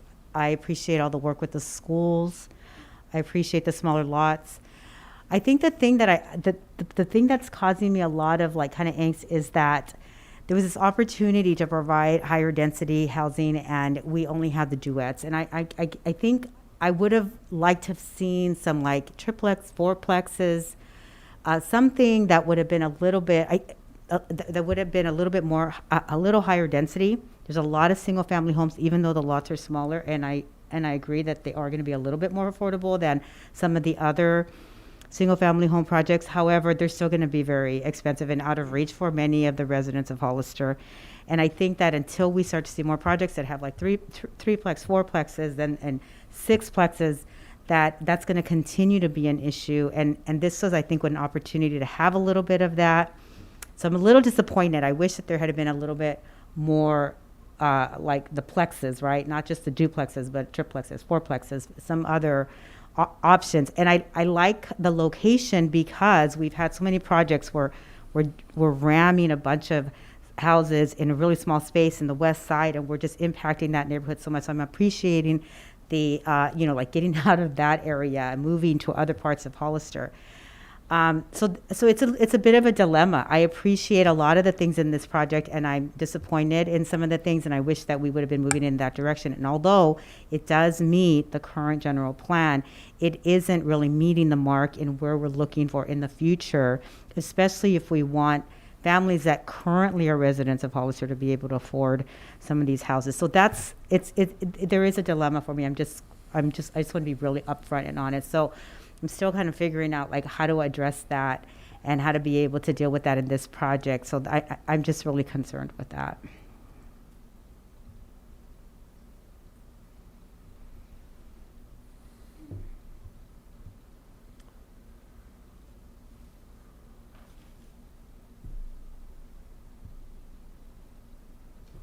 Oh, and can I just add one more comment? I'm really interested. I should have added this to my other comments, so I apologize for that. I was really interested in the comment made by one of the speakers about the frontage improvements and that issue, because that's been an issue for a really long time. And is there any resolution to that? Is there any way that could be a part of this project? I mean, with all the the great pieces of this project, even with my concerns about the types of housing that's there, is there anything that can be done with that frontage? It's been an issue for a long time. I might turn you over to Mark, but are we talking about the Santa Ana, specifically extending the sewer line? I mean, I think to Mark's point, and he could add as well, the applicant is having the sewer line they're extending the sewer line to their project and having it come into their project. And I think Mark's point or comment addressing the comment that we received from the public was that it essentially would be a dead end, and typically developments if a development needs to extend a line, that's part of their development requirement. So for example, this development is extending lines that exist to their project. So if there was another development to the east, I think Mark's comment was that they would extend the sewer line as part of their development when it's needed, instead of having that kind of just stub that isn't being utilized. But I believe that if it was the desire of the commission that they could put a condition on the project if that was the desire, to have it extend and end at their frontage. I don't know, Mark, if I hopefully didn't speak out of turn. No, I think you hit it pretty well. And if I said that there was nobody out to the east that would ever be served by the sewer, that was not what I meant to say. What I meant was that any project out there would have to go through quite a process. First annexation, and then this whole tentative map application. And there isn't anything that we know of right now that is imminent. The verbalization of the comment that was made today mentioned the report from 2010 that said that there may be septic conversions or developments out in the east that would want to connect to this. So that kind of proves my point, is that's an 11-year-old, almost 12-year-old study that if we had put the pipe in the ground when that study came out, it would be 20% through its life cycle with not a drop of sewage going through it yet. And so my point is that there's no cost savings to do it now. There would be a cost savings if Santa Ana Road didn't exist, but there's no cost savings to do it now because Santa Ana Road does exist. That all the traffic control and all the trenching through existing pavement would have to happen today, the same as it would in 10 years if somebody wants to develop out there, or in 3 years if somebody wants to develop out there. So that's what I meant by I don't see an opportunity here for that could save the city the issue of having to extend sewer in the future, or even another developer. The comment, Mark, on extending the sewer to the boundaries of the project, is there any legality associated with that?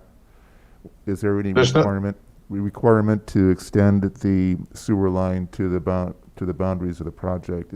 That's not a typical requirement for these multi-unit developments? There isn't a legal requirement that I'm aware of to extend sewer past the point of use. Okay. Thank you.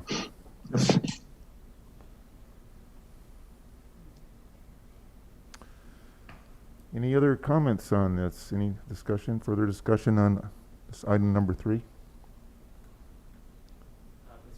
Chair, is it okay if I follow up with some of the comments? Yes, you may.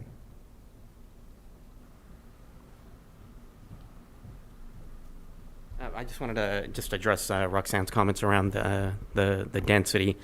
I just do want to reiterate that it is medium density. It is a better density than you've seen in the past with low density zoning. Obviously, the duets do help with that as well. We are keeping an average of 10 units per acre, so we are right in line with the requirements and the zoning that we have there. The good thing is that the city of Hollister is updating their general plan as I think you guys are members of the GPAC and understand, at least when I've been watching, that the densities are starting to increase. I love that. I'm very happy to see that, because as a member of our community, I couldn't agree with you more, right? That we should be putting more lots per acre if and when possible. This density, I think, is very consistent with the area. I do want to let you know that we did have outreach from the folks that live in the Brigantino neighborhood, and they were concerned with a higher density than this.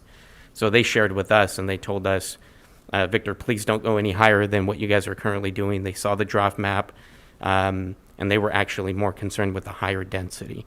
So being medium density and landing, currently with this configuration, we felt very, very happy with sort of the balance between the need for higher density, yet hearing the community's concerns about not wanting higher density. They actually wanted a lower density, right? And we felt like this was a nice sort of common ground, and obviously it fits right into medium density zoning. So I just wanted to share that with you. We did have conversations with the community. They were very happy with the park. They don't have a park in that area, or at least one that's close enough to that size. So they were very pleased with that, but I did want to share with you their concerns about a higher density than this. Victor, did you have a public workshop then? regarding this? We did distribute, to the surrounding neighborhoods. I did reach out to, I think it was 3 neighbors that came out and actually called me directly. I shared with them my information. They called me directly, so I did have personal conversations with them.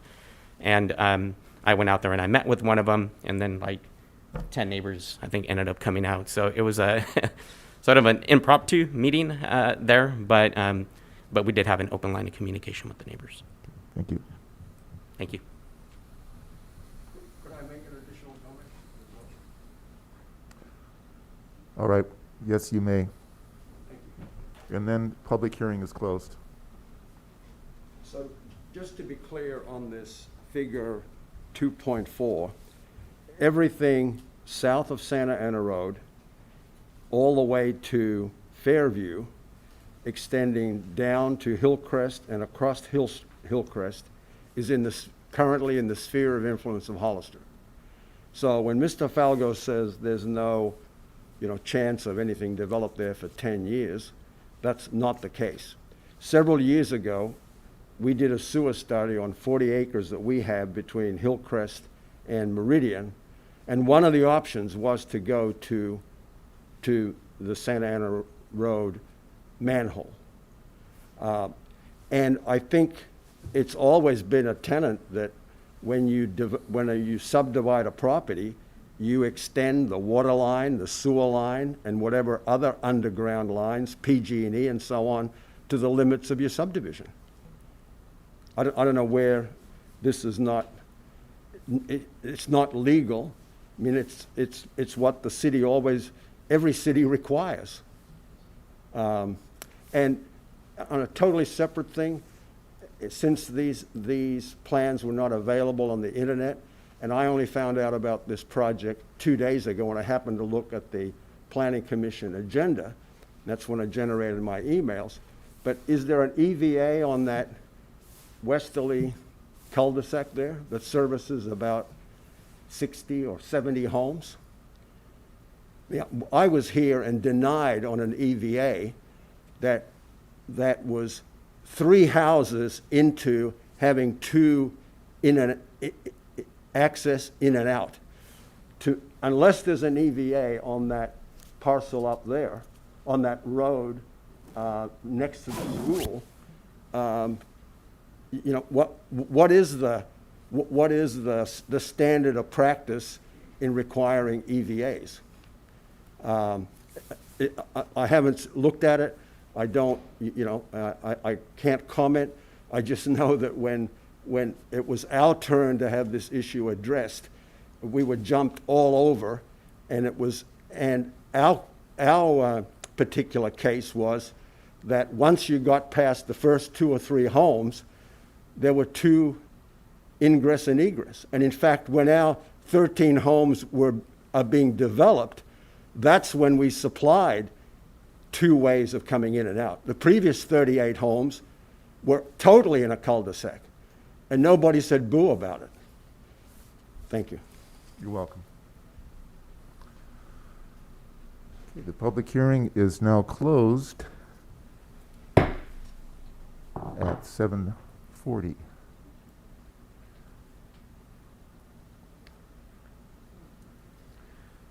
So what is the pleasure of the commission on item number 3? Someone care to make a motion?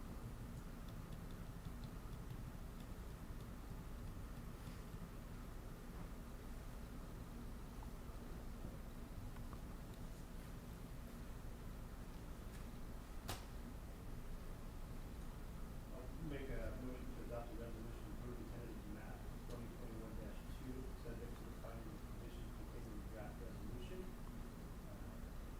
With the staff recommendations, comments, conditions 30 and 63. That's PC resolution 32. Further discussion on that motion? Do I have a second? I'll second the motion. Mr. Chairman, can I ask that you do a roll call on this particular vote? Yes, Thank you. certainly. Commissioner Seth Munzer, for the roll call, right? Sorry. I'm gonna ask for a vote and then a roll call. Oh, okay. Sorry. Okay, I have a motion and a second. All in favor, say aye. Aye. Aye. Roll call, please. Commissioner Seth Munzer, Aye. Commissioner Roxanne Stevens, and Chairperson David Huboy. Aye. Thank you. Motion carries 3-0. Okay. So now we go to the PUD, site architectural. I'll make a motion to adopt a resolution approving conditional use permit 2021-8 for a planned unit development subject to the findings and conditions contained in the draft resolution. And that's PC Resolution 2021-33.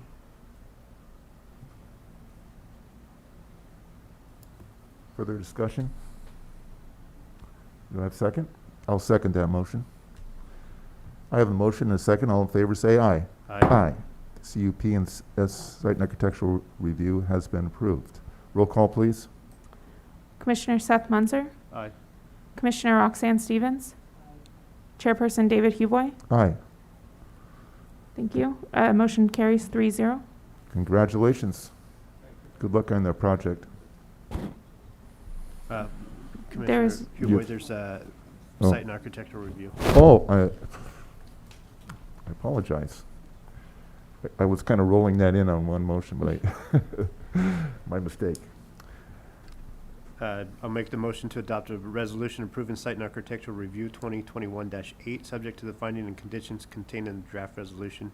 It'll be PC Resolution 2021-34. Further discussion? I'll second the motion. I have a motion and a second on the site and architectural review. All in favor, say aye. Aye. Aye. Roll call, please. Yes. Commissioner Seth Munzer, Aye. Commissioner Roxanne Stevens, Chairperson, David Huboy. Aye. Thank you. Motion carries 3-0. Now is the time for congratulations. You're welcome. Okay. We're on item number 4, minor subdivision 2021-2. Jose Villapando, the applicant, is requesting to subdivide a 13,147 acre parcel into 4 commercial lots with 1 remainder lot. The property is the remainder parcel of previously approved minor subdivision 2020-3 and is part of the Chapel Road Master Plan project area. The subject site is located at the southeast corner of Highway 25 and San Felipe Road in the North Gateway zoning district, further identified as San Benito County Assessor Number 051-100-048 CEQA Environmental Impact Report previously prepared. Eva? Yes. Thank you. Yes, so this is an application for a minor subdivision of the property identified as APN 054-100-048. It is located at the southeast corner of San Felipe Road and State Route 25. It's a subdivision to create 4 commercial parcels ranging in size from 1.9 to 4 acres with a remainder parcel of 2.33 acres. And this project site is part of the retail commercial area of the overall Chapel Road Master Plan and Study Area. At this time, it is just a requested approval for the minor subdivision tentative map. There's no development vertical construction proposals at this time. This is the proposed site plan. You can see San Felipe Road to the west on the left side of your screen, and it is also just south of the Highway 25 bypass. And it will have the Pacific Way extension to the south of the project. This is the public streets and utilities plan. This parcel, or this project, as part of the the project approval, the conditions of approval, there is a requirement that the property owner participate and provide the city of Hollister a fair share cost of the ultimate improvements on San Felipe Road at the Pacific Way and San Felipe intersection. And then they are also conditioned to provide an overall site plan design prior to any development proposals that it shows consistency with the Chapel Road Master Plan land use proposals that were adopted. So the master plan for the Chapel Road area that was adopted by the city council, they will need to provide a development site plan for the overall, all of the parcels in this area that complies with that plan. It is consistent with our North Gateway Commercial General Plan designation and the North Gateway zoning district.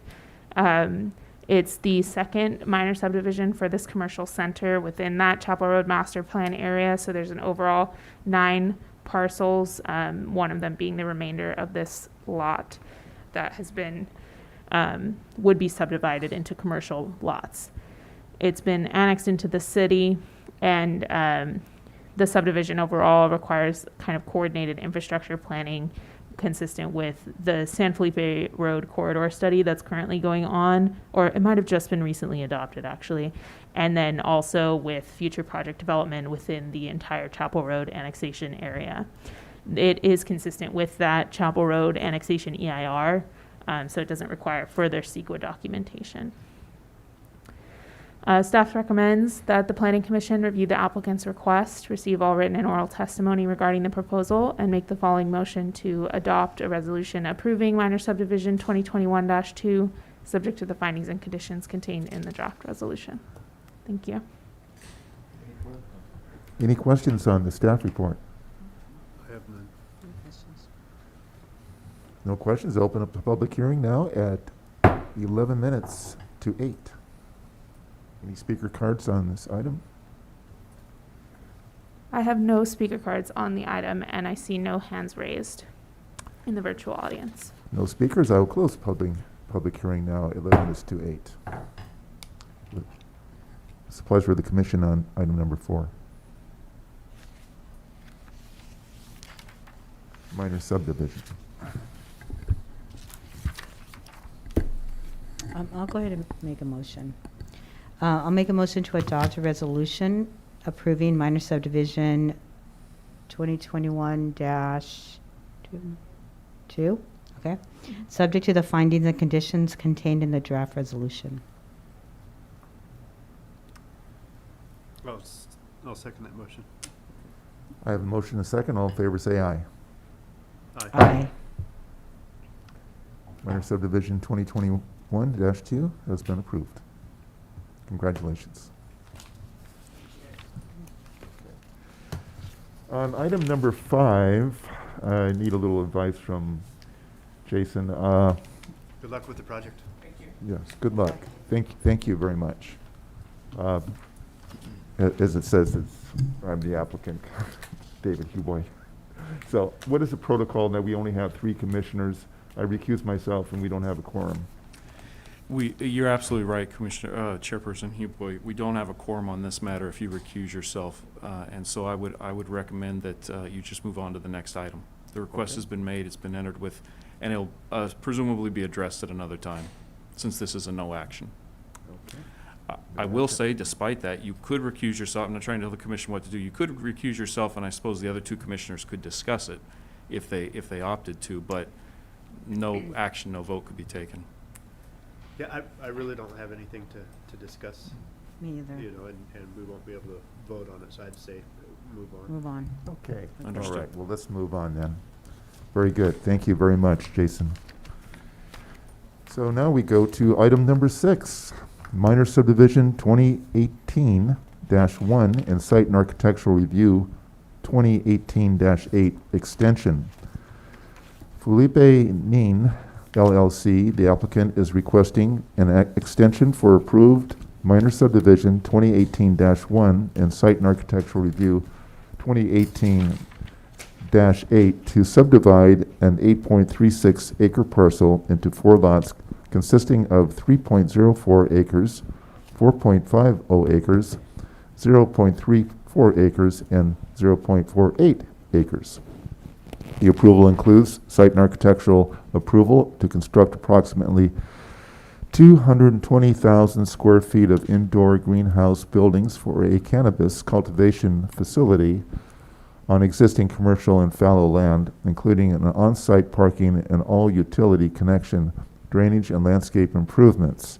The project site is located at 773 San Felipe Road, south of McCloskey Road, and east of San Felipe Road in the North Gateway zoning district. The location is further identified as San Benito County Assessor Parcel Number 051-100-031, CEQA mitigated negative declaration previously prepared. Thank you. Yes, this application request is for an extension, a one-year extension of minor subdivision 2018-1 and site and architectural review 2018-18 for the Felipe 9 cannabis greenhouse project. The two approvals received approval by the City of Hollister Planning Commission on September 26, 2019, per resolutions 2019-42 for the minor subdivision and 2019-43 for the site and architectural review. The minor subdivision is to divide this parcel, which is approximately 8.4 acres, into 4 different lots. Parcels A and B would have greenhouse buildings on them, and parcels C and D would be for stormwater facilities. The project approval for the site and architectural review, this is the site plan, Greenhouse A and Greenhouse B. There are a total of approximately 220,000 square feet of greenhouse buildings, again, for cannabis cultivation use. The property located at 773 San Felipe Road, which is north of McCloskey Road and east of San Felipe Road. The project site is also directly east of a separate approval for a cannabis dispensary, and they share access from San Felipe Road to this project, though they are separate. Per the applicant, due to the effects of COVID-19 on commercial, industrial, and cannabis development opportunities, the applicant's team hasn't been able to progress with the project during their 2-year time approvals. However, they have indicated that they're seeing a turn in the development opportunity, community, and the market, and believe they'll be able to move forward with the project with an extension of the approval. And while the applicant's request was for a 2-year extension, the Subdivision Map Act, because this is a minor subdivision, as well as the City of Hollister Municipal Code, don't allow for an extension beyond a 1-year approval. There are some exceptions in the Subdivision Map Act, and if this map does qualify for any of those, they could receive non-discretionary extensions further of time. But at this time, staff is recommending the 1-year extension. So we would recommend that you review the request, receive all written and oral testimony regarding the proposal, and make a motion to adopt a resolution approving a 1-year extension for minor subdivision 2018-1 and site and architectural review 2018-8, subject to the findings and conditions contained in the draft resolution. Thank you. Thank you, Eva. Any questions on the staff report? No questions at this time. Yeah, I just have one question. So if they come up to the 1 year and they need another extension, because obviously they're asking for 2, so they must think they need the 2, then what happens at that point? So with the approval of the 1-year extension, they would have another year to submit building permits, or in this case, submit their tentative map and get started on the process. If they're not able to submit their tentative map by the time the project expires, it would in fact expire. They could at that time submit a new application, and it could be the same application, but it would go through new review and be subject to the current codes in the time that they submitted the application, and it would come to you for review again. Okay. I'll open up the public hearing at 4 minutes to 8. Speakers? Gary Coates. Mr. Coates, good evening. Good evening, Mr. Chairman, members of the Commission. Gary Coates here this evening on behalf of the Felipe 9 project. Also, via Zoom, Mr. Patrick Orozco is also available should you have any questions, the owner in the Felipe 9 LLC. So I don't have much more to add. I think Ms. Kelly has done a very excellent job in presenting to you where we are, what we're requesting. Given the limitations with the COVID-19 in the sense of knowing when we can operate, how we operate, when openings are, how employees get, et cetera, it delayed our process. We're now seeing that, as we all know, hopefully come to some form of a better conclusion, which will then allow us to proceed in the process.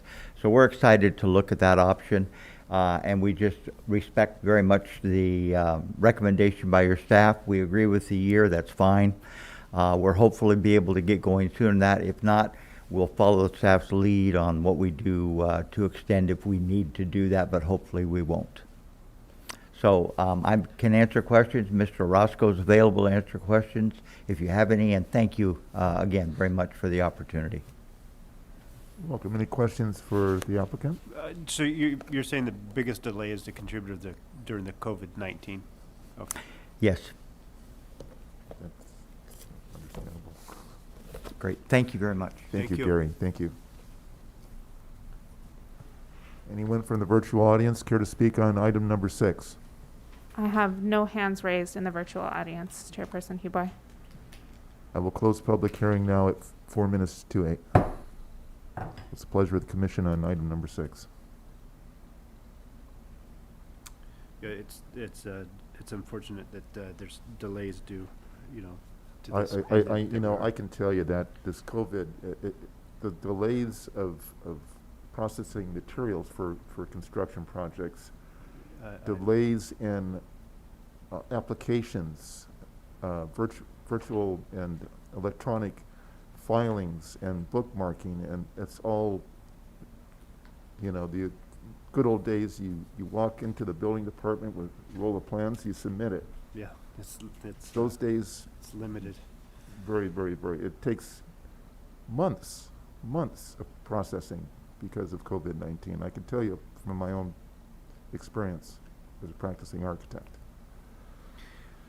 Yeah, But we move forward and have a good attitude, and things will change for the better. It's unfortunate that he's in a situation that he's got to ask for the extension, but I'm okay with moving forward with his request. I'd make the motion to adopt a resolution approving a one-year extension to minor subdivision 2018-1 and site and architectural review 2018-8, subject to the finding and conditions contained in the draft resolution. And this will be PC resolution 2021-35. 36. 36. I have, let's go through this tonight just to make sure, because we're on different pages. So I have 2021-29 for the first item, 650 Central Avenue, for the site and architectural review. Mm-hmm. And for item number 2, I have resolution 2021-30 for a resolution recommending the determination of public convenience and necessity for the wine company. And then I have a resolution 2021-31 for a recommendation of approval of the CUP for the same. For item number 3, the Avalon Village subdivision, I have resolution 2021-32 for approval of the tentative map. I have 2021-33 for the approval of the conditional use permit for planned unit development. And I have resolution 2021-34 for the site and architectural review for the Avalon Village duets.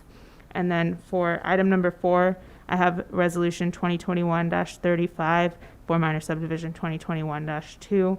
Item 5 was moved due to the recusal.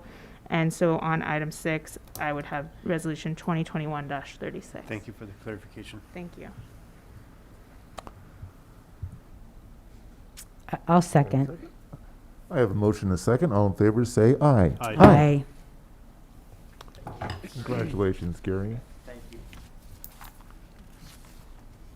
And Patrick, right? Patrick? He's on the virtual. Yes, And thank you congratulations, for your Patrick. patience. It's always tough to be the last one on the item. Well, they knew you're such a powerful speaker, They want to debate you. Okay, good luck, Gary. All right. We go to new business. No business. Well, okay, old business. There's no old business at this time. Planning Department reports. At this time, we do not have any planning department reports. Is there, I have a question. We're down to 3 commissioners. How are we doing is there a timeline on when we can fill these 2 vacancies? I have no timeline. We've talked with the city clerks, and as I understand, there is no new applications. I believe they're also talking with people who submitted the applications during the last recruitment, and I don't believe that there's any interest, or people are on other commissions, or they've moved. So it is open, and we encourage everyone to apply, particularly in the 2 districts that we're missing. So that would be District number 1 and District number 4, correct? Yes. District 1 and District 4 are open, but at this time, I do not believe we have applications. How is this position being advertised? Because I am concerned, because I have to go through, I am planning on taking some, I pride myself on my attendance, but every once in a while, I'm going to be taking a camping trip with my RPod RV. And I can't guarantee I'm going to make all these commission meetings.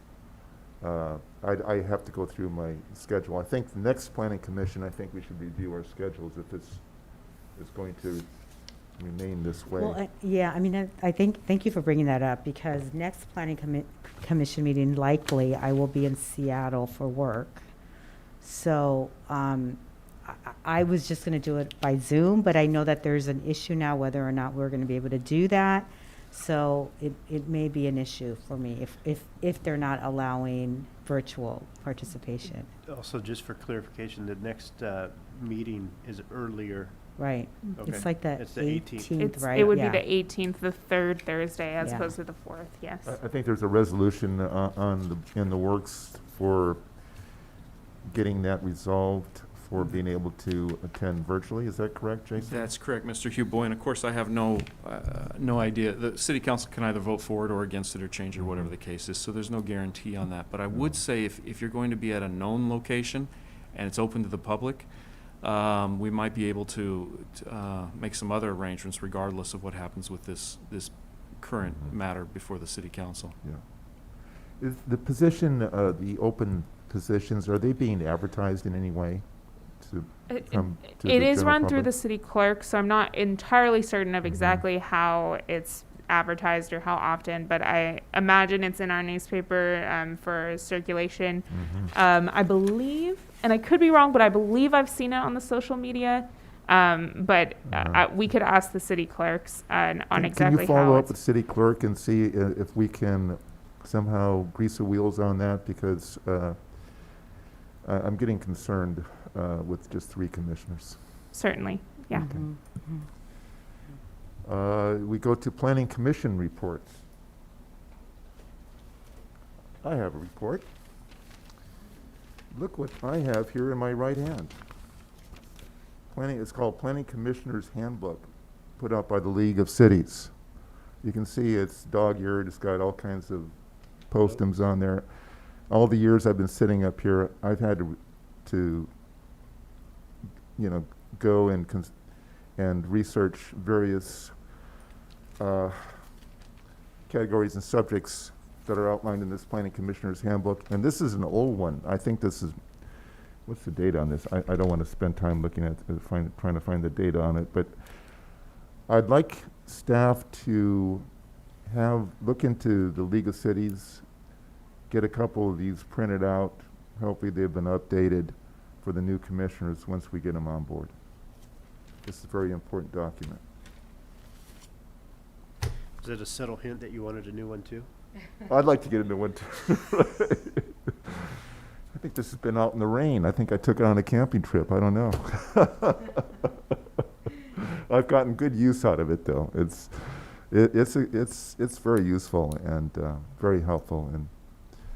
And if to the general public, all my experience here, it's been challenging, but it's very rewarding being a planning commissioner all these years. I've enjoyed it.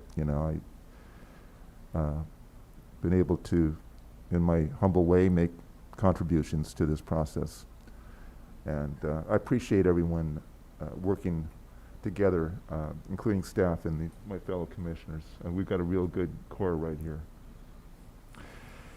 I Likewise. agree. I mean, I Yeah. think that like as time goes on and now that COVID's kind of moving away, I've become busier and busier and busier, and I've had to give up some things. I've Right. had to step away from things, but this is just Yeah. one that I just don't want Yeah. to, because it is very rewarding.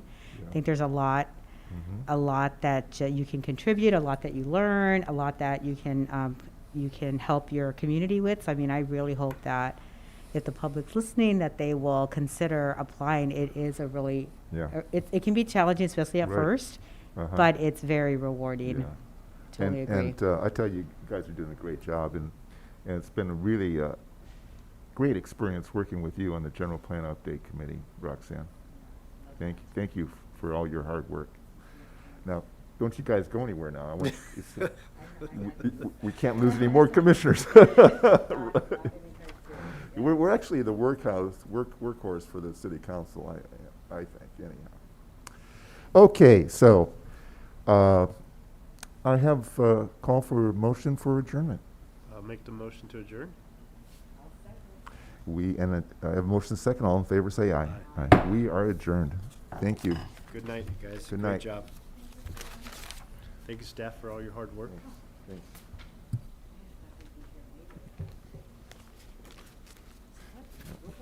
Get home and maybe I can see the end. Recording stopped. You know what, you're right, it I'm a just Golden State started. Warrior fan. Yeah, me too. It just started at 7, so Right. yeah, you definitely. Yeah, I'm going for 5-0. Do you like the Warriors, Jason? Excuse me? Do you follow the